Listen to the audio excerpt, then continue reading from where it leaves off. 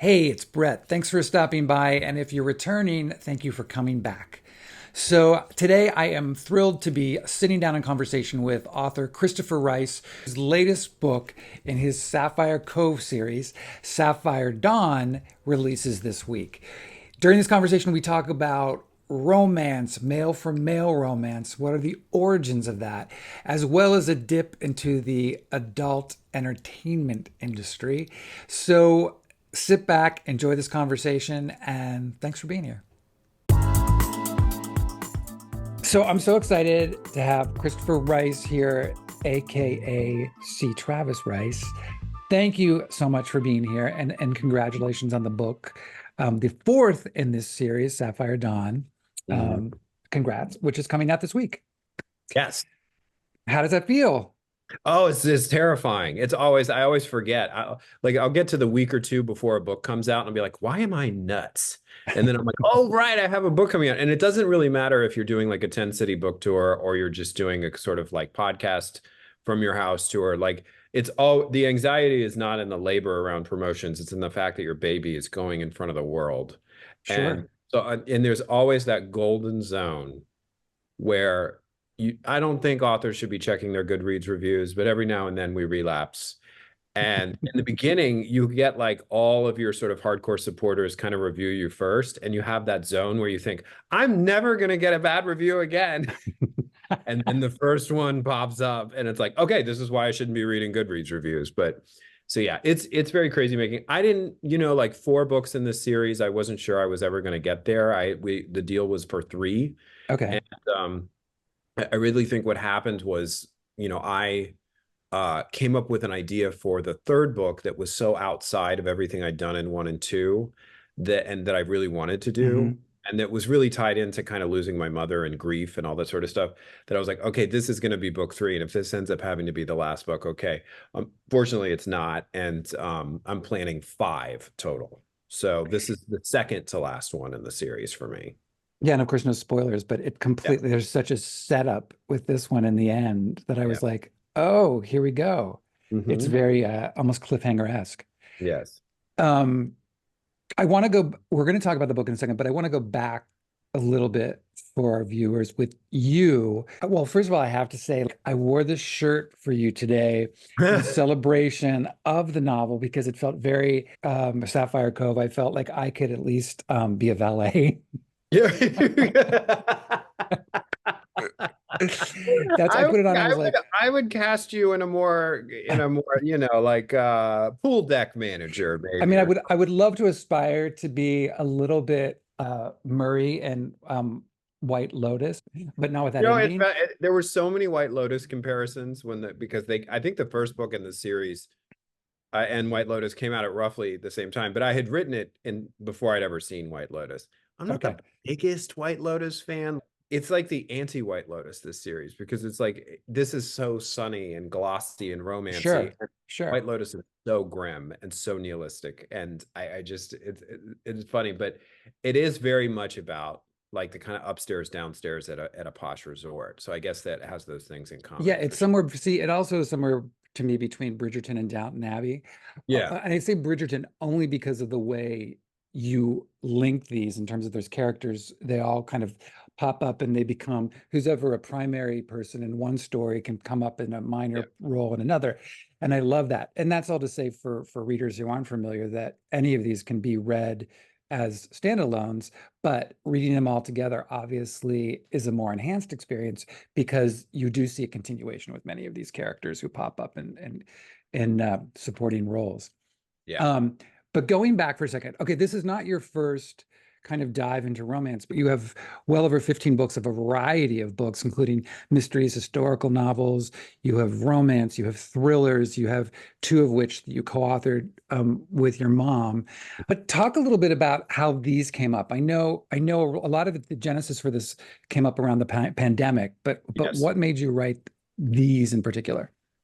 Well, my origin story with what they call male-male romance, what we've all kind of come to call it, is that I had great contempt for it and absolutely no knowledge or experience of it. And I think it's deeply ironic that the son of the woman who invented Louis and Lestat is going to have a big opinion about women writing about two men getting it on. But okay.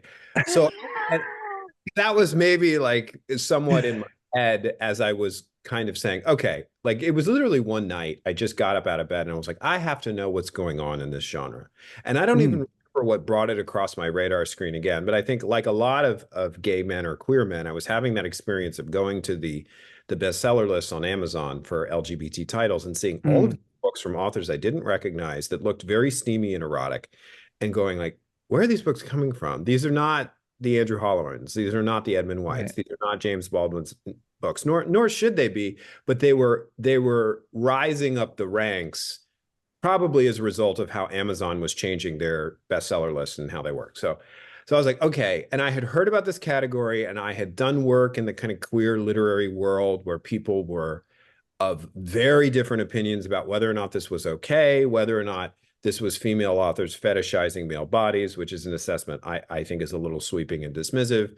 But I was like, I got to learn about it. So I went and I think I just typed in gay romance, right? Mm, And these two books came back. And I remember I was so pretentious about it. I said, well, clearly one is not going to satisfy me. So I'm going to have to read two simultaneously. And I ordered one called Special Delivery by Heidi Cullinan and another one called Driftwood by Harper Fox, just randomly, didn't know mm, much. I was completely swept away by both of them. I felt like I had tuned into the all gay cable TV network that had never existed in my lifetime. I was getting, on the one hand, a sort of comic, very sexy story. Special Delivery is about a checkout boy in a grocery store in a small Ohio town who just kind of hates his life. And this gorgeous truck driver pulls up one day, unloads, and they hook up in the back of the truck. And he's like, get in, let's go. And have this road trip romance. And I was like, I'm on board. Driftwood was way more serious. It was about former military men in the UK, and it was almost, I don't know if it was a murder mystery, but it was much more emotional. But I remember halfway through both books, this epiphany came over me where I realized, oh my God, these are romance novels, so these boys aren't mm, going to die. Because I had read so much, like you, I'm sure, so many tragic, but absolutely important and politically necessary novels about the AIDS crisis and being gay in 19, sure. all of that I'd read. I consumed all of that, and it was all really definitive in my sort of queer identity as a young person. But this was something entirely new. And I thought, as a writer, the challenge of that, right? Romance authors often get measured by the worst of their product and not the best of their product. But when it's really good, a writer really rises to the challenge of, how can I tell you a compelling story about these characters falling in love and not use tragedy at the end? Because Mm, happily ever after gets a bad rap, but always ending things with death and loss is just as predictable and can be just as shallow if it's not done well. sure.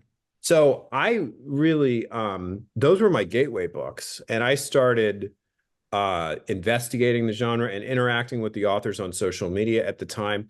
And it was a very different phase in the business side of this genre. It was no mainstream publishers were doing this yet. There was no print distribution in stores for any of these books. It was all digital. It had all been made possible by the e-reader kind of revolution.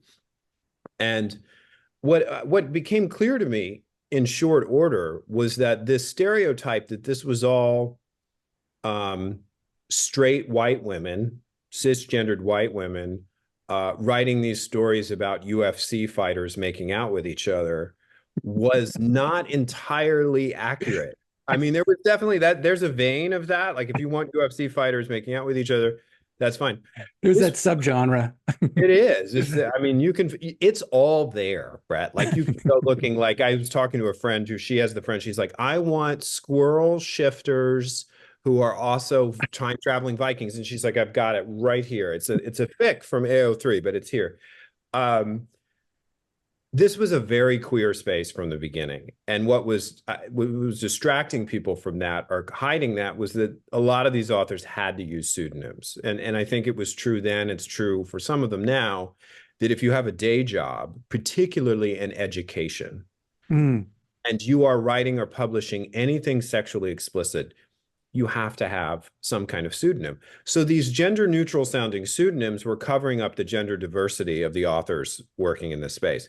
Of those two authors I first picked randomly, one has since transitioned, and the other was a queer woman living with her wife in the United Kingdom. So that was the beginning of my process, but it was maybe, I don't know, 10 or 15 years before I bellied up to the table and wrote my own. And you're right, the pandemic was a big part of that. But also, I think it was just about reaching critical mass. You know, I've been in publishing, like I said, I've done almost 15 books. I've been in publishing since 2000. I had a front row seat in the 80s and 90s by way of my mother. Sure. And I very much, I would say throughout the 2000s, my first 4 or 5, 6 traditionally published novels, I wanted them to succeed. I wanted to be on the bestseller list. I didn't have grand National Book Award ambitions. If they were going to call me the gay Danielle Steele, which they did, by the way, I wasn't going to complain about it. That's not a bad thing to be. It's not a bad thing. I think if a book is appropriately marketed, right? If I say this is what's on offer, I think it's fine. I think any book is fine if it doesn't willfully mislead readership into thinking there's going to be something there that's not. So, but part of that dialogue with publishers was, okay, if this is your agenda, you can only be this gay. You can only go this far. There was a scene in my novel Blind Fall where we cut it specifically because it rankled the women upstairs who were running the publisher.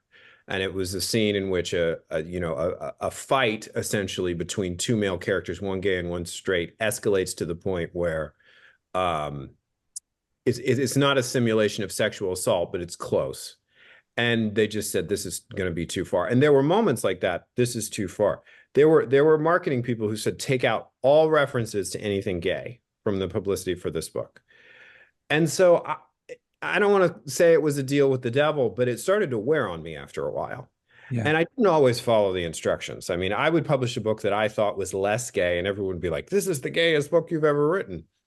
And it's a weird sort of label to apply to anything that is not specifically a gay romance. How do we call this a gay book? I mean, obviously, I think a gay coming of age story is pretty clear. It unfolds in an obvious way. So between that process, reading more and more of these male romance novels, my desire to do this got to the point where it just kind of exploded. And you mentioned the pandemic, and that was absolutely what did it. I finally had the time to do it. I was working on a book with my mother in the morning, and in the afternoon when I would typically be leaving the house and going to the gym, that was not on offer. We were under lockdown. So that's when I started writing Sapphire Cove. And the whole pandemic was spent rewriting it, sharing it with other romance authors, getting feedback, and really acting like this was something I was doing for the first time. Because the earlier romance titles you mentioned were, for the most part, paranormal. So they were they were more in line with my wheelhouse at the time, because I was writing really dark thrillers and then these softer, sexier paranormal romances. But this was a contemporary romance where all of the stakes and all of the plot has to happen essentially between two characters. That was new. And without, plane crashes and violent murders in the first one, at least. There's a scandal, but there wasn't a mystery to solve. And so that was completely new for me. Wow. I'm so curious. Now, did your mom read them? No, she, unfortunately, to be blunt, she did not live long enough. Okay. I didn't know she had a chance to read the first one. I think she knew what I was doing and was like, okay. She passed away. I get the years confused because it was all sort of that pandemic period. But I think the first one had either just come out or was about to come out. And yeah, she didn't. No, in fact, it came out after she passed away. That's right. Because I was recording the audiobook. I narrated the audiobook, and I was in the middle of recording when she passed away. Interesting. I find it fascinating talking about the whole pseudonym idea, especially with people who were covering this kind of thing. It's so smacks, and we can get more into this because I have other questions in relation to this with the whole one of the plot points of the book. But it's like the OnlyFans thing, and all of these people who were creating OnlyFans, teachers and whatnot, to supplement income, and getting fired from jobs. So it's fascinating. But I also wanted to ask you, like, why did you decide to create a pseudonym for this? Well, I called it from the beginning an acknowledged pseudonym. And the thing that was really important to me about it was that it was the best way to tell readers this is going to be very different from a Christopher. Mm, Like gets back to that marketing authentically idea that I think is so important. This is not going to have demonically possessed plants. This is not going to explore the darkest side of human nature. Romance is about um, exploring the most hopeful side of human nature. It's a genre in which characters are rewarded for their vulnerability, and their vulnerability is how the plot and story advances. That's almost the inverse of how a thriller works. Thrillers are typically someone has been terribly punished for their vulnerability, and the protagonists are about healing that the consequences of that punishment, right? Someone went home with the wrong person, or someone gave the secrets to the wrong government, or all that sort of stuff. Whereas romance is happening on a different level. Now, there can be romantic suspense, and there are wonderful authors like KJ Charles who meld mystery plots and romance really well. mm. Uh, so I don't mean to draw too fine a line between the two, but I think it is a story about, even in those mystery plots and those suspense plots, the best practitioners of that are showing how the characters being vulnerable and open to each other contribute to the solving of the mystery or the obtainment of the scroll or whatever it is. Um, so I think that's what the pen name was really about. It was to say this is a very different thing. If the pastels and the shirtless guys aren't cluing you in, here's here's a dividing line between Christopher Rice and his alter ego. Right. Well, were you always a reader? Like as a child, Oh, were you a reader? yeah, absolutely. I was a voracious reader, and we were in bookstores all the time. I just remember Mm, going in. I think to this day I have a great affection for the big fat saga novels of the 80s because I remember being in the paperback used bookstores with the I call them heads novels, because the covers would always mm. have paintings of like four different beautiful characters staring off into the distance, and there'd be some gorgeous piece of real estate receding to the horizon. I loved books. Now, I didn't really, I read ahead of my grade level, but I Sure. was sometimes too ambitious. Like I remember attempting to read Jane Eyre at like age 6, and it didn't happen. It was like this is too complicated. But Jaws, I eventually conquered. Jaws by Peter Benchley, the novel, and things like that. So yeah, I've always been a voracious reader. I remember it says of the times, right? But I remember reading, my parents had Roots in paperback. My Mhm. mom, because my dad didn't read really. But I remember sitting down with Roots, like, and I always used to like sometimes things I would never do, now, like break a spine. So I had my Right. hands free, you know what I mean? And it makes it so much more of a visual thing. I also had this weird tick where when I get excited, I used to shake my hands. Hmm. I've worked on that. But I remember reading Roots, but the other one, and it makes me think about this because I read where you talk about, Nora Roberts in some ways almost became an influence. But I remember reading The Thornbirds, Oh yeah.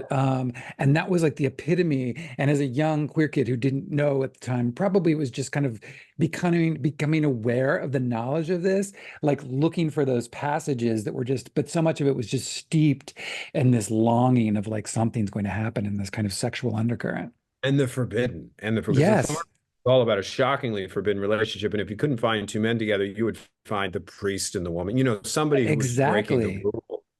Yeah, and that's what they were all about. And those were coming to us through television too. Remember, the thing that's Sure, been lost that I try to, it sounds so old when I say this, the kids, like the big NBC miniseries was a sure. big deal. Roots was one of the biggest ones. Roots, People closed their Thornbirds. doors to go home and watch Thorn. The Thornbirds I remember watching, and Noble House. They just Yeah, redid Show, which I loved, but the Noble House, which is also based on a James Clavell novel, really creaky, does not hold up today, but it's Pierce Brosnan and big companies. And the theme that also ran through all of them, which I think kind of has doomed them today, is that there is always that idea that everybody wants wealth, power, and privilege, and it's the sure. end all be all of everything. And we are interrogating wealth and privilege in a way today that's very different. And so I think this sort of a lot of the domestic thrillers are putting the screws to that world and saying, here are the limitations of getting all the things that you want. Yes, Like Judith Krantz and all of that, it was like power was key. You had to get sure. power. Everybody wanted power. Sure. I think the prime time, even by the prime time lineups of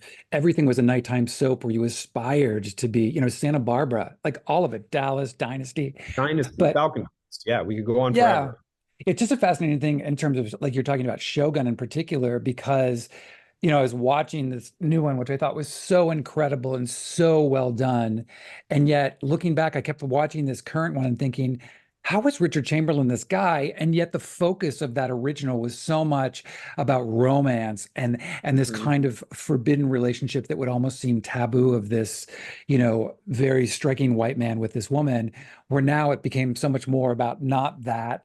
So it's just interesting, like what you were talking about, how things have changed and how all of this is so radically changed. So for our viewers who have not read the book, can you give us a little elevator pitch about the latest installment, Sapphire Dawn? Well, they all stand on their own, I believe, but they are in an interconnected world, and I think they all do have a trope in them. I love it when a series does different tropes along the way, and this is opposites attract, and to some extent, it's forced proximity, which is really Mm, popular. And it's not the. This is two wildly different queer men have to plan a gay wedding together, and the gay wedding is for a couple from the first book, but the story's not really about them. It's about these guys. And it's Donnie Bascom has been my favorite character in the whole series. He is a proud porn director, studio owner, former performer, did something like 200 movies, does not give a damn, says what he thinks. And usually it's interesting because when it comes to like, now I'm going to tell Donnie's story. I've really got to go back and review who he has been in the previous books. And Donnie is the one who has given everybody really good advice. So it mm, was really tempting. I made a go at this story of like, oh, he's just going to be this kind of horn dog, slob, kind of Oscar and Felix kind of thing. And I was like, yeah, that's not who Donnie has been for three books. He's not in the second book, but he's in one and three, very much in three. Um, and I thought this is somebody who has a lot of desire to have a type of relationship that nobody assumes he will be capable of, and that mm, not seen anywhere in his relationship history. He's also somebody who is very professional about the life that he lives, which I thought was really important. I've got a lot of friends who work in porn, either in front of the camera, behind the camera. It is a business.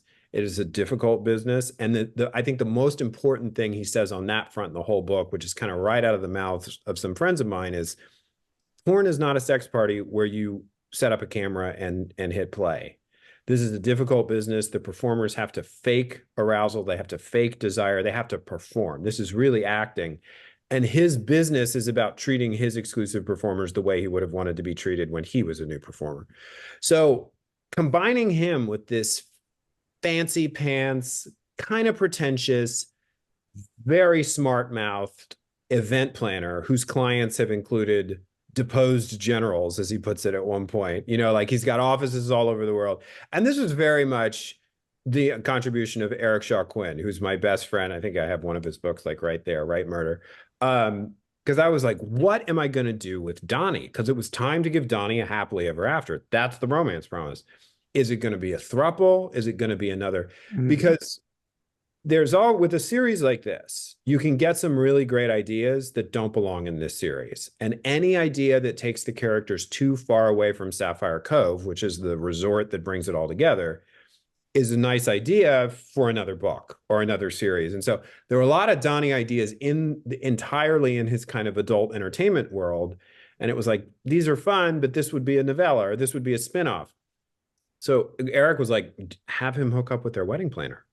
And I was Mm, like it was so obvious. And it was like, have it be because Eric is more of a rom-com person than I am. And he's like, have it be opposites attract and like have it be, when we started listing some of the really popular kind of like the Colin Cowies of the world and people sure. who really like $1 million, like Colin Cowie's minimum for an event is $1 million. If you're spending below that, he's not going to throw your party. So that guy and the proud porn performer crashing into each other, which they kind of do in the opening chapters. I hate the term it wrote itself, but there were moments where it took over because the dynamic between them was so there for me from the very beginning. And also like the other thing, and I remember you talking about this with the last book, these characters are older than the other Yeah, characters.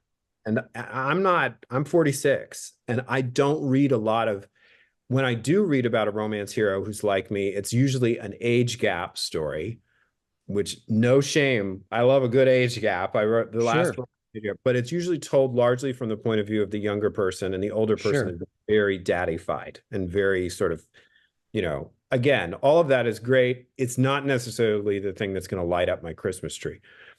Everything you just said, and it's interesting to Eric's, what you said about Eric and the rom-com element of it. You, as a person, as a writer, have a great and really sharp sense of humor, a very biting sense of humor, which I love so much. But so much of that is prevalent with so much of these characters in here. But it really was so funny. I mean, so much of it visually, I kept thinking the whole time, I was like, this is literally this could be done as a commercial rom-com with some edits, but but Yeah. but it really could. When I'm thinking about like Red, White, and Royal Blue and any of these things, it's funny, and you've created this world and these characters that I found myself really laughing a lot of times, especially when you got into the porn world. And I said Mhm. to you the other day, like that to me was like ripe for a spinoff because those guys, it's called Parker Hunter Studios, and just the world of these men and many of them, what their lives are beyond filming and what they do. I mean, I don't think I'm ruining anything to say one of them has, designs on being a drag queen who goes by the name Diphtheria Mysteria. Mhm. Mhm. That made me laugh so hard. And I would love to ask you, well, you said you have a lot of friends in the business. So how much research came from them and what did you find out? And did you model anybody on anyone in your mind, or was it something that you were just kind of making amalgams, or how did you work this? I love porn. I really do. I would rather watch porn than have a stranger in my house. I'm single. I and I love stupid porn. Like I love 70s, 80s porn, the kind of porn where it's like they try for not a plot that's too involved, but it's like that sense of there's this everyday Right. conservative life, and just around the corner in the supply room or outside in the yard, people are just getting at it when they shouldn't be. Like I want to watch the kind of porn that shows stuff I will never do, not the stuff I'm doing. Okay. So I'm a huge porn fan. And I'm really, as Donnie himself says in the book, I have no patience for people who consume a lot of the product and then issue scathing, more not moral judgments, but almost psychological judgments of Sure. Yeah. like the group that I think is the worst represented in media is probably adult entertainment performers. There's Hmm. always this sort of preachy, you know, sermon, usually issued by someone who doesn't have any real connection to the industry. Or there are people who have had mental health issues, who have been in the industry, left it, and they blame their mental health issues on the industry. And I wish the best for them. I think there are just as many drug addicted, troubled people on Wall Street as there are in adult entertainment or any industry. Sure. But with all that out of the way, I also really love porn media. Like I love watching the interviews on social media, and I like it whenever people take themselves a little bit too seriously. And there can be a vein of that. It's not always like most porn performers when they get interviewed, they're very funny and they're so much more relaxed about all of it than they would have been in 1998 when I was first Yeah. coming, right? Like, and so I consume all of that. I've had friends who are directors who have run studios. I had a lot of people who worked in adult entertainment reach out to me when my first books came out and I was in the gay press a lot, because there was a sense of we didn't really have a gay media. Yeah. Was part of the gay media, and it was a controversial thing because a lot of the magazines that were very political, and held themselves in high regard, were being funded by their porn components at the same company, which Mm. was this uneasy tension. And so all of that, and I would go out and I would have lunch with them and I would talk to them about the reality of this business because I was just completely fascinated. The thing that is maybe a harsh reality about being a performer in the business is that the shelf life, let's say historically, has been so short Sure. that you can't really, I don't know if the performers in the age before OnlyFans were compensated at a level that was commensurate with their labor. A porn star has never earned residuals. And I've talked to a lot of performers who signed away rights to sex toys based on their anatomy in deals that no agent or lawyer worth their salt would have advised them to sign. So there is a sense, and their images are used repeatedly and without, and this is all happening in Hollywood, a city that has pioneered payment structures that we've had many Sure. strikes over them. So I would ask naive questions of the performers, like, why don't you guys form a union? And they would be like, are you out of your mind? Like, none of us stay here long enough to form a union. It's too, all this sort of stuff. So I always treated it that way. But the boys at the studio, the way that I could inject some humor without turning them into sort of shallow stereotypes was to portray a family environment. I like to say Yeah, that yeah. scenes felt like the Ted Lasso of the gay porn world. Like, here you have Donnie, who's like coach, right? He has been a performer. He knows how this works. He is committed to, he says in the first book, which is just as an offhand thing, he brings former performers of his to help the hotel through a scandal in book one. And he says, I always help my boys when they age out because this is a cruel business. So you're getting this world through this character, I think, is to Yeah, answer your question. But I tried for the same here. If they had all been working at a clothing store in West Hollywood and there were all these different types, it would probably be the same dynamic. But I think what you're seeing in that scene, specifically with the drag queen character that you mentioned, is they are trying to plot their next act. And that sure. is a theme of the book later in another storyline, in which I won't spoil. It's like, if you are going to be involved in sex work in front of the camera or using your own body, it is not a profession that can last well into your 50s and 60s. So No, is sure. your plan. Like that's, Yeah. and that's something they all wrestle with. And some of them move behind the camera like Donnie. Some of them, I was hearing a list the other day. It's all about college or it's all about graduate school. And the stigma is getting less and less and less. I think the stigma used to be really punishing. There was a sense that if you did this and people found out about it, you were disqualified from a host of other jobs. I don't know if that's true. I As don't true. think it is. Yeah. I don't think it is too, also because of what we're seeing now with OnlyFans, with Mhm. a whole other side of it, and because of what's happened now with being able to stream stuff, being able, there's a certain privacy in your own home that I don't know that a lot of people look at it the same way. And, one of the things that when I was going through this in terms of Richard, so I'm so curious, have you or would you date someone that's been in the industry or is in the industry? I have. Yeah, I Okay. have. I have and I would. I think, the question of whether or not I would be able to do a long-term commitment with an active performer, Yeah. I would have to be presented with that question. I think there's a It's a possibility. negotiable point. It's a negotiable point. Yeah, because I think what you learn pretty quickly from the performers really talking to them is, like I said earlier, it's not sex, it is Yeah. work. I am working. I mean, and I think they'll all tell you that they've had on-camera experiences that have been hot or satisfying in the way that a good trick would be, right? Or a hookup.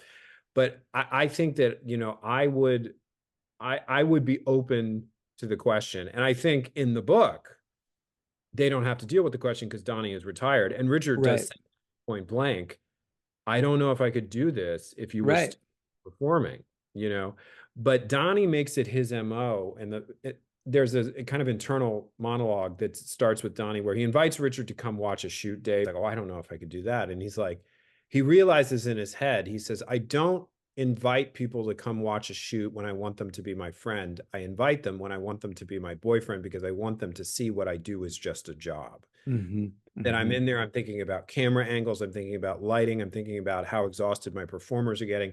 I'm not getting aroused. I'm not, and his desire to have Richard, and Richard eventually does come watch a shoot, and his comments is, I hope those boys have a good chiropractor because they've had to twist themselves like pretzels Right. to get all the Right. right. And that is a big moving forward moment in their relationship. Yeah. It's funny because I don't think it's not that I would have a problem. It's not that part about the work part that's the problem for me. I think my own insecurities would be caught up in the way that person's viewed by everyone else as a kind of a sexual object and that constant fear of my own insecurities of like, okay, but all of these people, see him and are interested in him and what that means. That is for me, I think, what Mhm. would makes me go like, which is, Hmm. my own freaking insecurities. And luckily I don't have to worry about that. But Right. I but was it going to but say, it yeah. but I do. It's an interesting thought. Two of the other characters that I just found hilarious um, are two of your women. One is Richard's mother, Evelyn Merriweather, and a client of Richard's later named Thalia or Talia. I don't know how you are pronouncing it.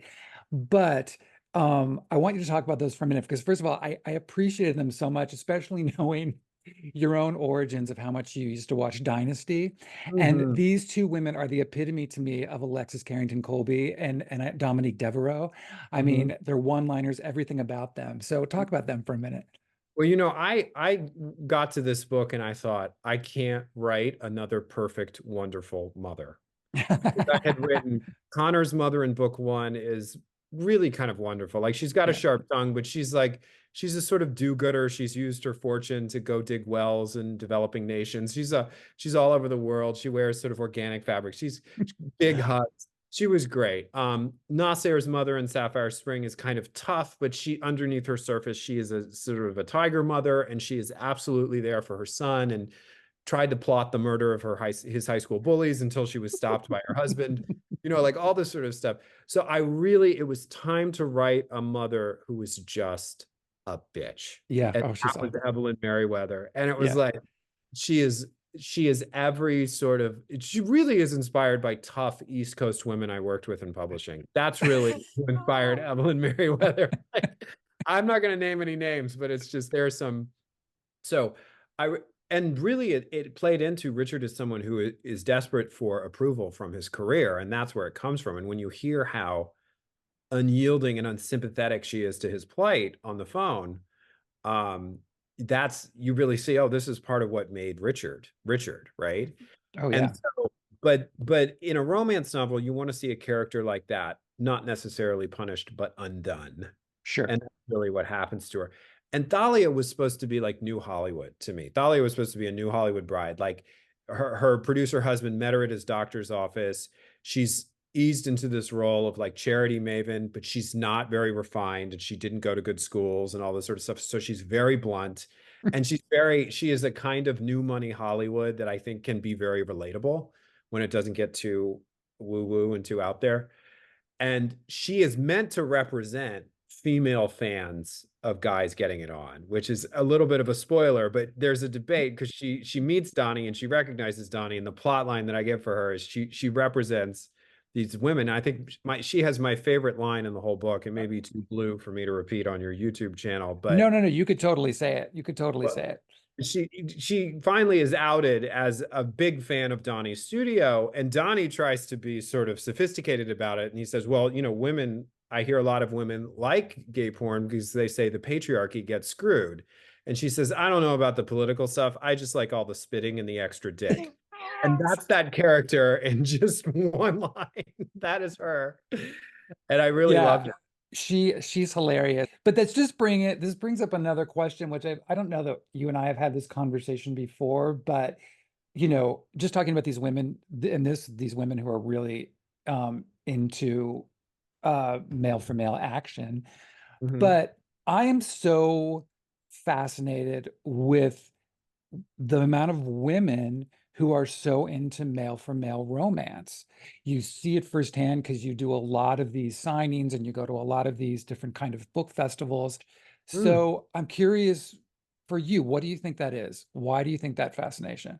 I think it has to do with the fact that historically, the commercial romance novel, which actually began as a British and Canadian thing and Mm, became an American thing, the Mills and Boon, I think, existed before Harlequin did. Anyway, historically, it was about a repressed, buttoned up, aggressive, gothic man being undone mm, by love, by desire, being brought to his knees by having to profess his desire for historically a woman. There were a few gay gothics in there. Vincent Verga wrote one called Gaywick in the early 80s, late 70s. But this is what the romance novel was. And it was gothic and European for a very long time, right? It was more steeped in Jane Austen, but really more Daphne du Maurier with a mm, hat.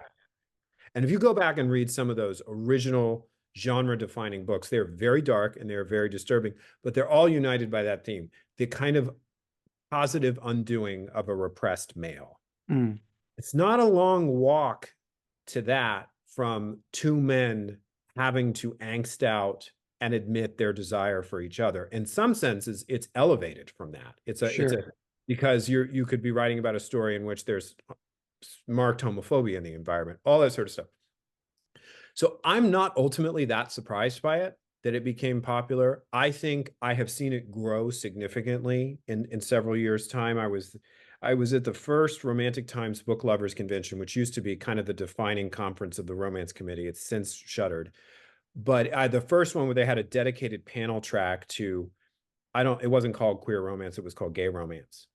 There was really no attempt to include sapphic books in this conversation at that time. And I remember the rooms were full. The panel rooms were full, which surprised everybody. There were some of the smaller rooms. And there was this sense of like, we are these outcasts who are coming together and we're being marginalized by the queer men who don't understand this genre. And we're being marginalized by the mainstream romance fans. And we have to stick together.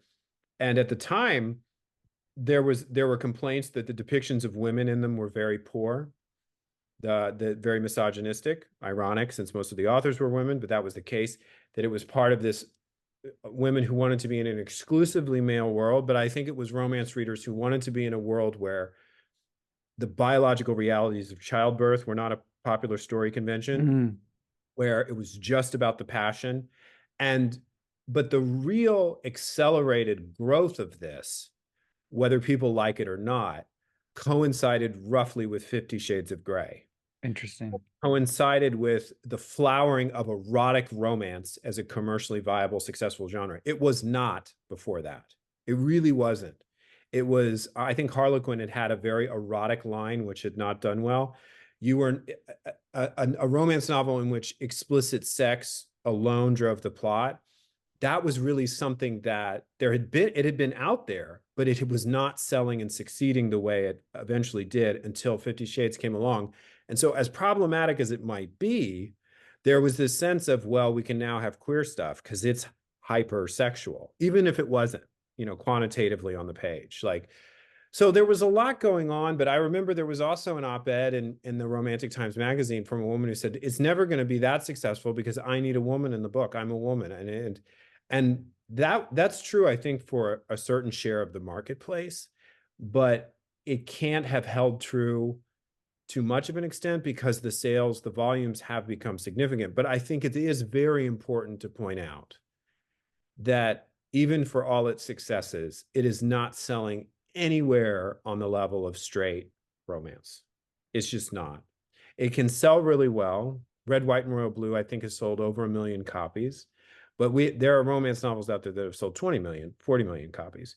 So it is an interesting and fascinating discussion. I think but to get back to your question, I think it is about that, the undoing of a man, the emotional stakes suggested by it. And I think it's also the disproving of that lie that we were told for years and years that men love seeing two women together in a porn film, but women are never turned on. But that just was never true. As my mother used to say, it wasn't true. What was true is I was not going to go to a crappy neighborhood to buy porn.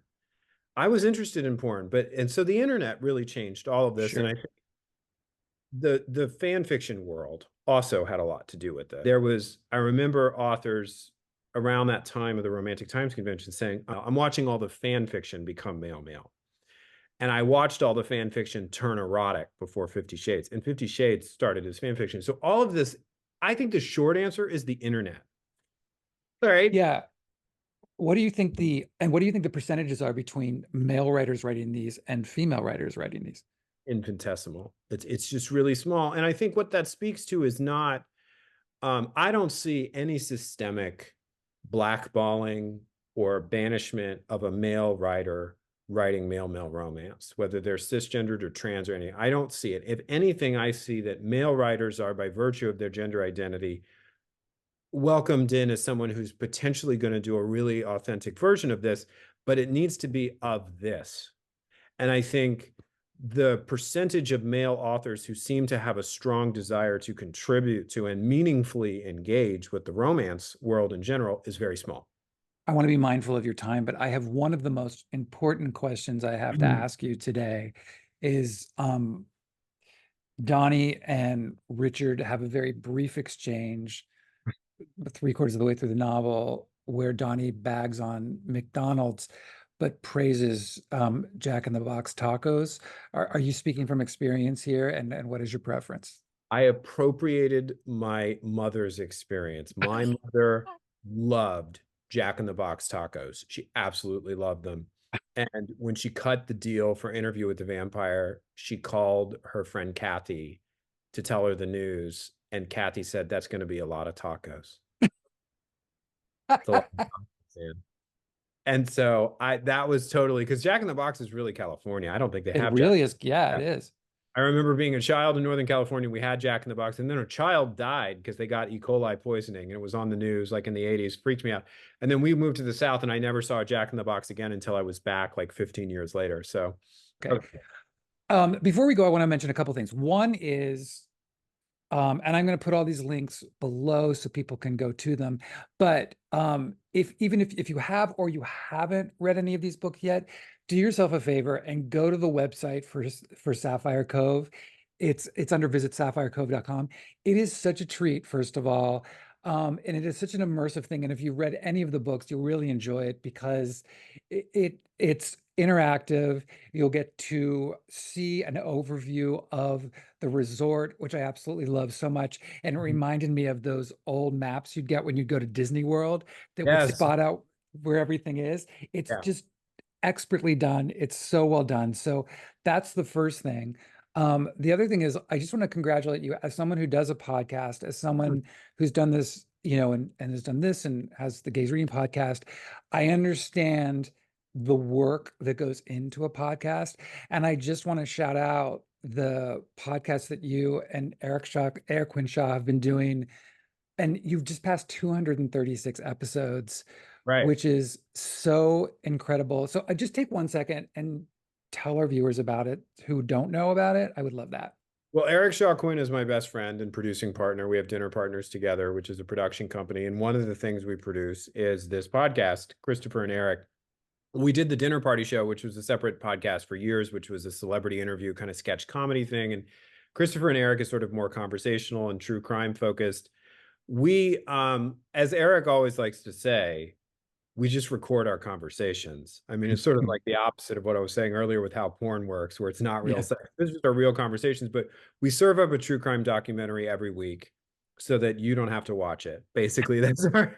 I mean, the critiques are not always negative, but that's kind of our beef. And we got involved in a real murder case and helped solve it, which was enormously gratifying for us. And all of those episodes are up. It was the murder of Billy Newton here in Los Angeles in 1990, and Wow. we have a whole portal, if you call it. The murder of Billy Newton is covered in episode by episode on a single page of our website at thedinnerpartyshow.com.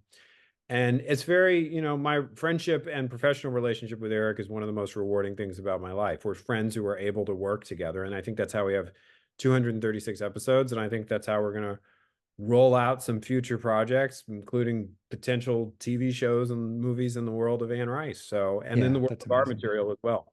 That's incredible. Congrats.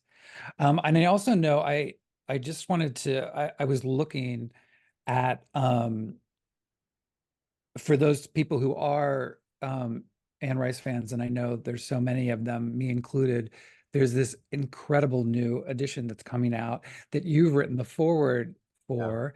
Can you just talk about that for a second? And again, I'm going to link that below. Yeah, it's Books Illustrated is the company that approached me about doing it. They came highly recommended. They had done a very popular edition of The Night Circus by Erin Morgenstern, I think is her name. Yeah. And she spoke very highly of them to the publisher. The first illustrations that are coming out are remarkable. And the foreword that I wrote for them was an opportunity to kind of correct the record around the history of the novel Interview with the Vampire, which often gets told in a kind of inaccurate and truncated way. Interview with the Vampire was a flop when it first was published. And I think it's an important story to tell because it talks about the long life that a work can have once we put it out into the world. And I think a lot of authors and artists get bogged down by the initial reception to a thing. It's a Wonderful Life, also a flop when it was first released. And I think I talk about that, and I talk about how I saw or witnessed the books become a phenomenon and the weird sort of path it took. So yeah, it's not cheap. Illustrated editions are not cheap. They're very expensive to produce and to make, and these are made in the UK, so there's shipping costs involved. But I think the reception to this so far has been so remarkable that it's very exciting. There's also 3 different tiers. Yes. So you don't all have to go for the most expensive option if that's not in your budget line. There are 3 different versions. So Yeah. just bear that in mind. This has been a delight. As always, you are just a gem and of a human being and hilarious. So I so appreciate your time. I'm so excited for you. Please, everybody, go out and get Sapphire Dawn, which is out this week. Whether you're going to download it or you want to listen to the mellow dulcet tones of Christopher I'm Rice reading the reading audiobook, it. right? Yes, Yeah. get it that way or this, but go out and get it. Again, congratulations. I Thank think you. it's fantastic. So, Thank and you. we'll talk soon. Absolutely.